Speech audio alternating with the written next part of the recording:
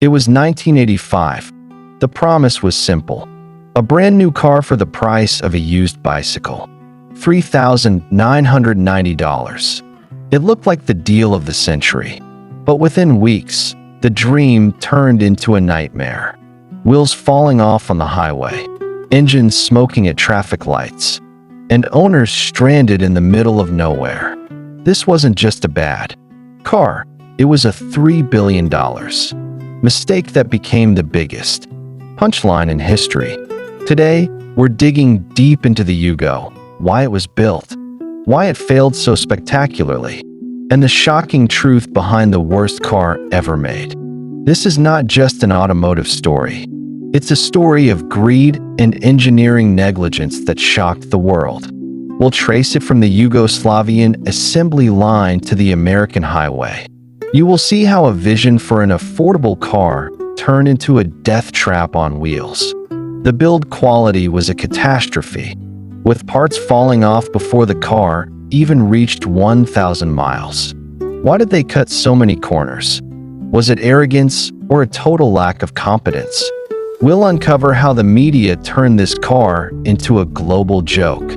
By the end, you'll know exactly why this $3,990 bargain became the most hated car in existence.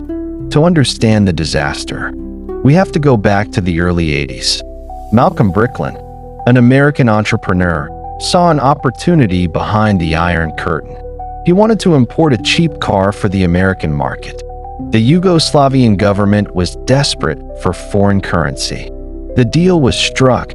The Zastava factory would produce the Yugo, but the factory was designed for simple machines, not high-volume modern exports. Bricklin promised a luxury experience at a basement price. He didn't understand the American consumer's expectations. He ignored the lack of infrastructure in Yugoslavia. He ignored the outdated technology. He focused only on the bottom line. Thousands of cars were loaded onto cargo ships, destined for the US. The marketing campaign was aggressive and misleading. They promised a new car for a used car price. People bought into the hype, ignoring the red flags. The hype blinded everyone to the reality of the engineering. They were about to pay the price for their ignorance. This was a classic case of profit over people, and it was only the beginning of a long, painful collapse for all involved. Once the Yugo hit the road, the facade crumbled. The engine was an outdated design from the 60s, completely overwhelmed by modern American driving speeds. The wiring harness was a fire hazard, poorly insulated and prone to short-circuiting. Plastic panels and interior trim cracked. After only a few months of exposure to sunlight, the transmission gears were fragile, grinding themselves to dust under normal pressure.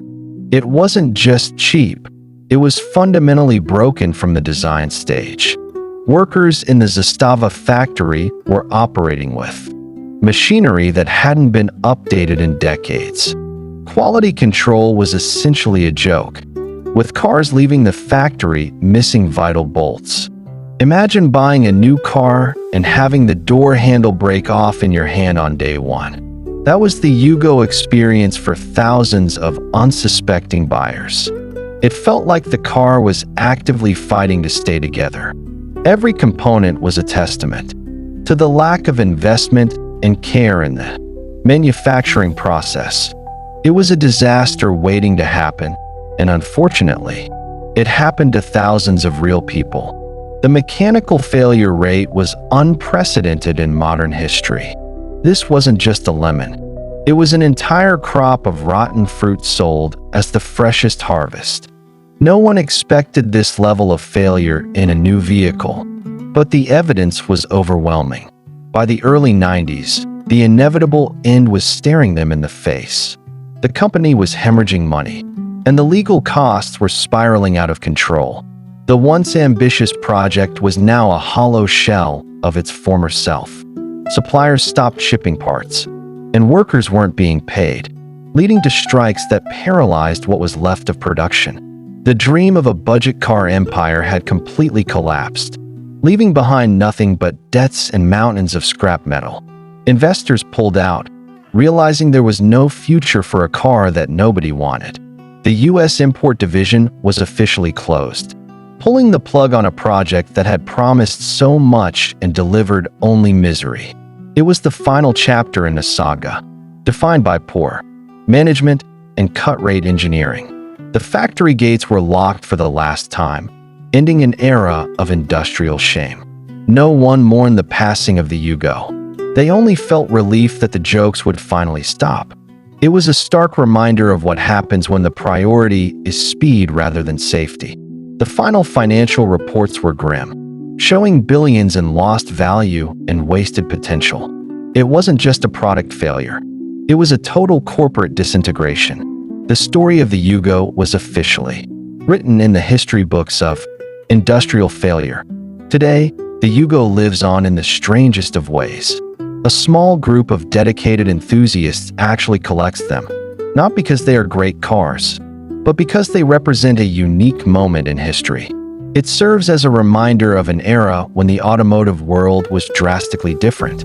We've covered everything from its inception to its tragic demise, and it leaves us with one powerful lesson. You cannot ignore quality in the name of profit. The Yugo teaches us about ambition, the consequences of bad decisions, and the harsh realities of the automotive industry. What do you think? Could it have been saved with better management? Or was it doomed from day one? Let me know your thoughts in the comments section below. And don't forget to hit the like button and subscribe for more investigative. Thanks for staying with me for the full journey. See you in the next one, where we explore another mystery.